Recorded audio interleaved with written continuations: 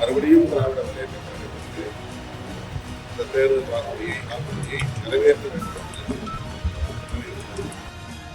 அதிமுக காரர்களே அது எங்களுக்கு உடன்பாடில்லை, அப்படி நாங்கள் எதிர்பார்க்கவில்லை, அது எங்களுக்கு அதிர்ச்சி ஒரு பேச்சுவார்த்தை போயிட்டு இருக்கு. பாமக திமுக வந்தால் பிசிகோட நிலைப்பாடு என்னவா?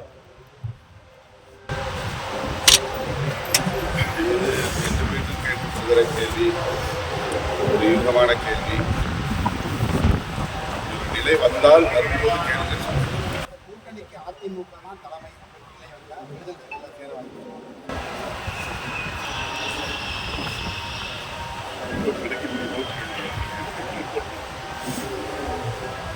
அதுல பாஜக இருக்குமா இல்லையா? நீங்க இருந்தாலும் பாஜக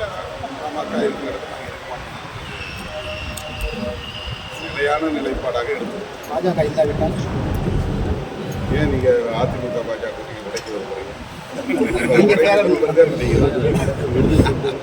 ஊடகவியலாளர்கள் தான் விலைக்கு வருகிறீங்க. அவங்க 2 பேரும் ஒரு கூட்டணியாக இருக்கிறாங்க. அவங்க ஏன் விலைக்கிறாங்க? அவங்க 2 பேரும் ஒன்றா இருக்கிறதுல வந்து மக்கள் அதிமுக எச்சரிக்கையாக இருக்கிறது. கொள்கை அடிப்படையில் தொண்டர்களை சோர்வோடு வைக்கிற மாதிரி தொண்டர்கள் அந்த மாதிரி கொள்கை அடிப்படையில் செழுமைப்படுத்துகிறது, அரசியல்படுத்துகிறது. குறைத்து கொடுத்தாலும் அந்த எண்ணிக்கையை பற்றி கட்சிக்குள்ள இதுவரை எந்த பிரச்சனையும் கேட்கல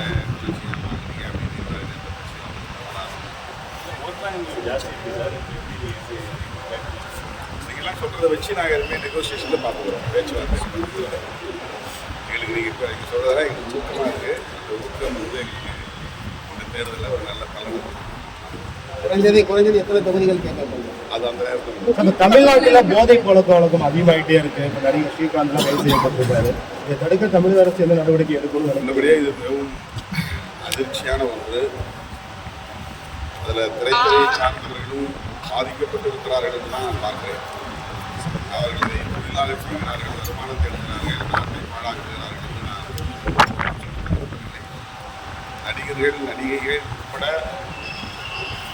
புகழ்பெற்றவர்கள் கூட போதை பழக்கத்திற்கு ஆளாகி அடிமையாகி சீரழிகிறார்கள் என்பது கவலை அளிக்கிறது. எனவே தமிழ்நாடு அரசு மதுக்கடைகளையும் மூட வேண்டும், இதர போதை பொருட்கள் புழக்கத்தையும் தடுக்க வேண்டும். இதற்கு கூடுதலாக கவனம் செலுத்த வேண்டும். தனி உளவு பிரிவை உருவாக்கி ஏற்கனவே இருக்கு, இருந்தாலும் கூட தனி படையை அமைத்து இதை ஒரு கட்டுக்குள் கொண்டு வர வேண்டும். தமிழ்நாட்டு இளைஞர்களை காப்பாற்ற வேண்டும் என்று கேட்கிறேன். தமிழ்நாட்டில் பூர்ண மது விலக்கு அமலப்படுத்தணும்னு பிசிகேயோட நிலைப்பாடாகவே இருக்கு. ஆனால் மாநில அரசு தேர்தல் அறிக்கை கொடுத்து நான் நிறைவேற்றலாம். ஏன் அதுக்கு என்ன சிக்கல் தமிழ்நாட்டில் பூர்ண மது விலக்கு கொண்டு வர? திமுகவுக்கு என்ன சிக்கல் என்பதை திமுக தான் சொல்ல வேண்டும். ஆனாலும் நாங்கள் கூட்டணி கட்சி என்கிற முறையில் மறுபடியும் திராவிட முன்னேற்ற கழகத்திற்கு அந்த தேர்தல் வாக்குறுதியை நிறைவேற்ற வேண்டும் என்று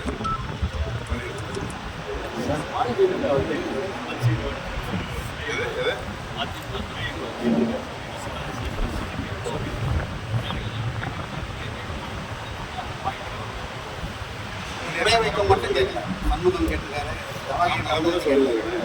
ஒவ்வொரு கட்சியும் கூடுதல் தொகுதி கேட்பாங்க, நாங்கள் தான் கேட்போம். குறைச்சி கொடுத்தாலும் இருப்போம்னு சொல்றீங்க. இல்லை, அது நெகோசியேஷனில் முடிவாக வேண்டிய விஷயம். முன்னாடியே உங்கள்கிட்ட எப்படி சொல்ல முடியும்? அவங்கள்ட்ட பேச வேண்டிய விஷயம் தான் உங்கள்கிட்ட பேசுகிறா கிடையாது. ஒற்றையில் தான் இரட்டையில்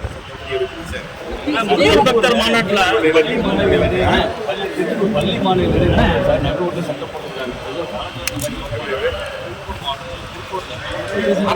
அரசு பள்ளி மாணவிகளை மோதிக்கிறாங்க.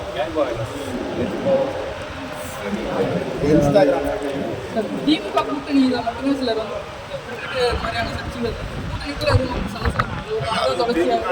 குறிவைத்து பலரும் எழுப்புகிற கேள்விகள், ஊடகங்களும் அதுக்கு இடமளிக்கிறது.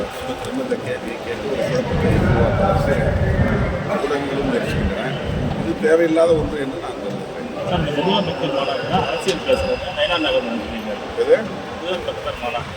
அரசியல் பேசலாம்.